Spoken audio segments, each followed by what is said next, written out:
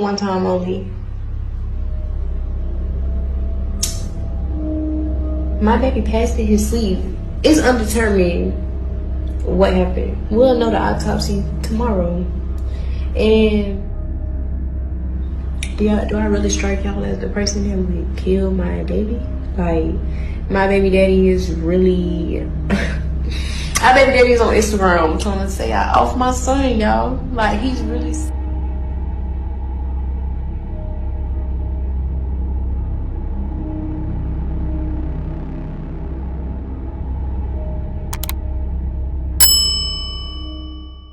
So I am absolutely distraught and disgusted about what this mother had been doing to her young child. I do want to let you know that this is sensitive content and viewer discretion is advised because there are pictures showing a malnourished child. The video truly breaks my heart, but I advocate for justice for this child. According to reports, on December 11, 2022, around 6:17 p.m., Jacksonville Fire and Rescue Department responded to a home on Duval Road in reference to an unresponsive infant. When they arrived at the home, they quickly realized that they needed to transfer the baby boy to UF Health immediately.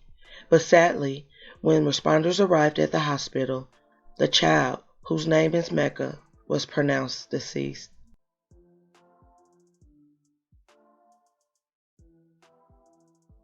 According to medical staff, at about 8:45 p.m., they dispatched the Jacksonville Sheriff's Office to come to the hospital in reference to Mecca's death.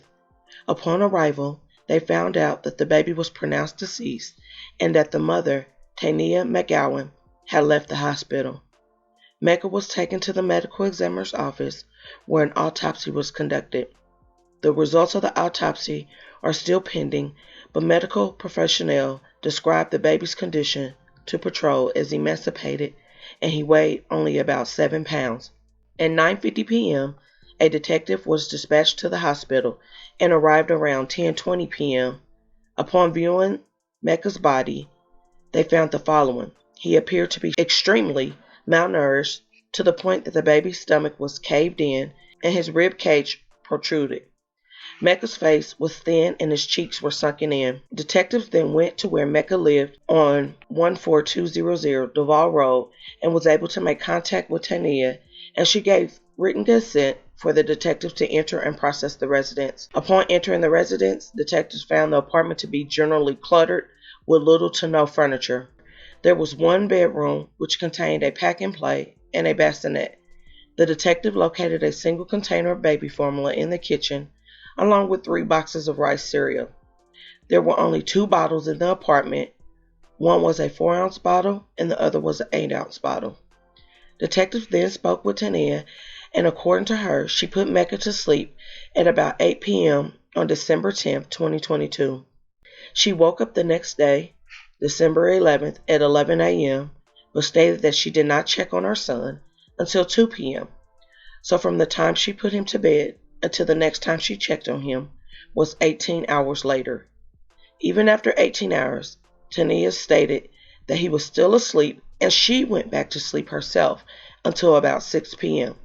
So now Mecca has been in bed for 22 hours. No diaper changes, no food, nothing.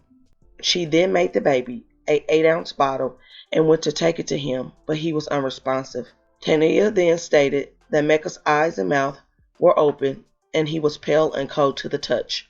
During the course of the investigation, the detective was able to speak with the management there at the apartment she lived, and they expressed concerns for the well-being of the child. The management went on to discuss with detectives about an incident that went on December 6, 2022, in the apartment's clubhouse. According to management, on that day, they heard a slap sound coming from the common area of the clubhouse. When they looked around the corner, they saw Tania with an infant and another small child. Management later reviewed the surveillance footage and found an incident of abuse. They then provided the detectives a copy of the surveillance footage, and it showed the following. Tania was seen putting Mecca on the couch and then walking away. The baby was covered in a baby blanket, and his mother came back over to him, picked him up, and forcefully slammed him back on the couch. She then grabbed Mecca by the head and face and forcefully twisted his head to the side. She then covered the baby's head with the blanket and then began to strike him on the back repeatedly with an open hand. She walked away from the baby again, but returned a short time later. At that time, she again grabbed the baby by the face and twisted his head. She covered Mecca's head with the blanket again and hit him with force on the back with an open hand. She then takes a large throw pillow, places it over the baby's head, and walks away again.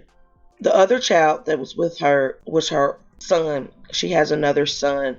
On December 14th at 9 a.m., the detectives met with the medical examiners to discuss the investigation and provide access to the surveillance video that has some evidence on it.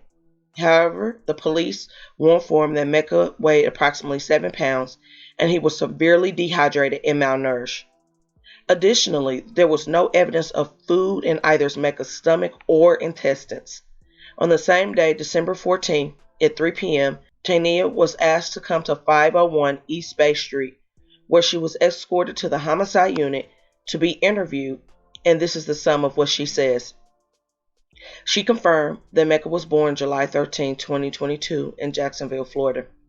During the time of his birth and the first 3 months of his life, Mecca did live with his father, and she stated she initially tried breastfeeding but changed over to formula a few weeks after the father moved to Texas in October.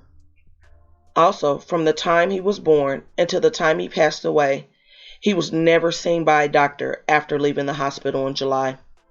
Tania said she didn't notice that the baby was slimming down, but she thought it was because he was getting longer.